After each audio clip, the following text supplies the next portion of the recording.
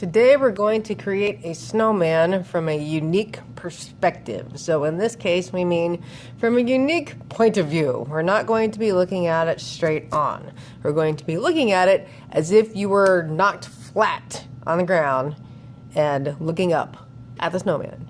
And it was looking down at you. So you get to pick your piece of paper and please write your name, then flip it over. We're going to start with a piece of chalk. It needs to be white, because snowmen are white. And you're going to draw part of a circle on a corner. So pick either a left corner or a right corner. And I'm going to start over here on the edge. It's not quite halfway, it's down just a little bit. And I'm going to draw a curve. And it ends down here on the bottom. If you're starting on this side, it would be in this location and curve the opposite direction. Next, we need another snowball, but it's not going to be a complete circle. It's going to be more of a half circle. Right there. And then we need one more circle, which will be the snowman's head. So you decide if you want your snowman's head over here, or if you want it so it's tipping this way a little bit. And one more time, it's not a complete circle. So we have circle on the corner, half circle, and this one is more, it's like 3/4 of a circle. Now we're going to take your chalk and use the side to fill it in.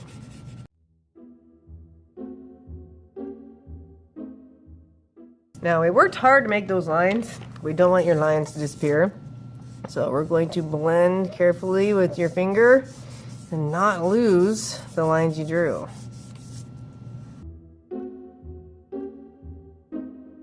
Now we have a lot of chalk buildup. Do not blow it. We don't want it all over your neighbor's face. Just pick up your paper, tap off to the side. While you're working, if your fingers get too gross, just wipe them off on your paint shirt. That's what they're for. While we are working, do not to worry about little smears and smudges out here. We will erase those when we are done.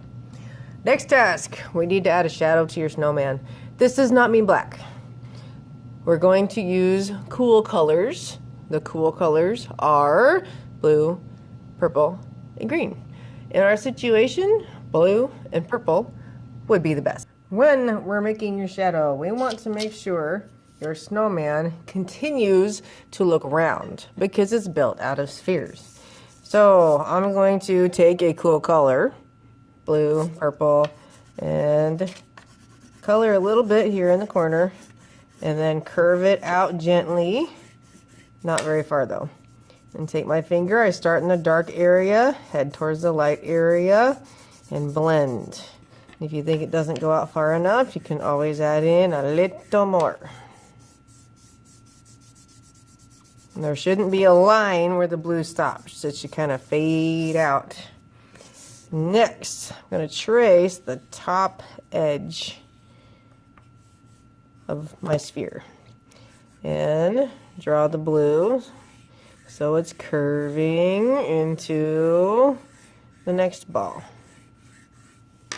Start at the dark edge and blend.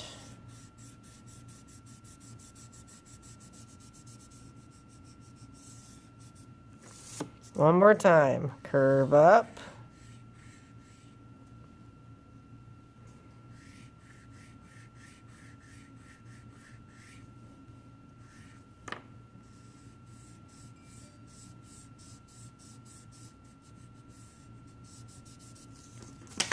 And knock the chalk off.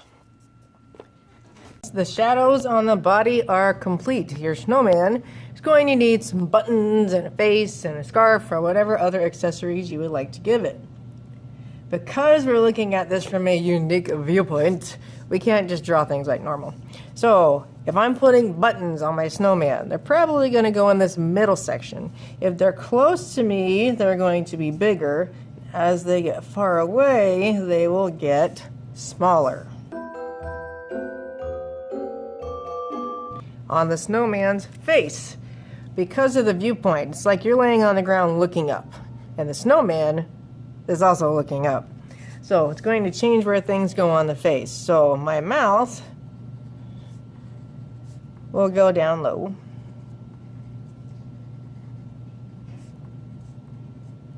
You decide what you're using for your mouth. I'm pretending mine is made of rocks.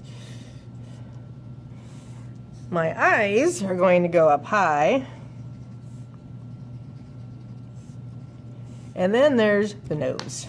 Now I love to make a pickle for my snowman's nose because I think it's funny. So my nose is not going to be right smack in the center. I'm going to move it up a little bit.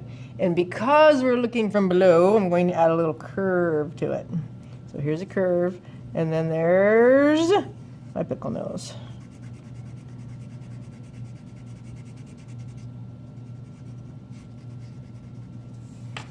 And then as we did on the snowman, the parts that you add can have shadows. They can also have highlights. So for my pickle nose, I'm going to add a little light green and then carefully blend it. If you have areas that need blended and they are way too small for your finger to get in, we can always use a Q-tip and that will do the job. And when you're trying to decide what colors to use for highlights and shadows, your best bet is use the color wheel. Find your color, find what's beside it that is lighter and darker, and that's what you can use. Or else you find lighter or darker versions of your color. I'll put a little blue shadow on the other side. Blend gently with the Q-tip.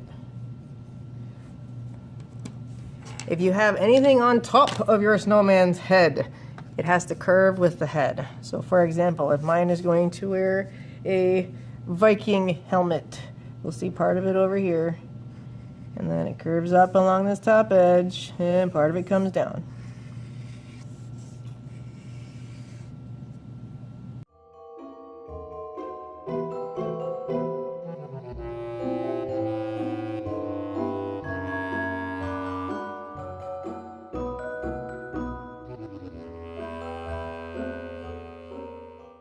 Once you are finished decorating your snowman and everything has been blended, you need to go back and erase your extra smudges out here. It's usually best to keep one hand in the dirty area and then the other hand holds the eraser and cleans things up the best that you can.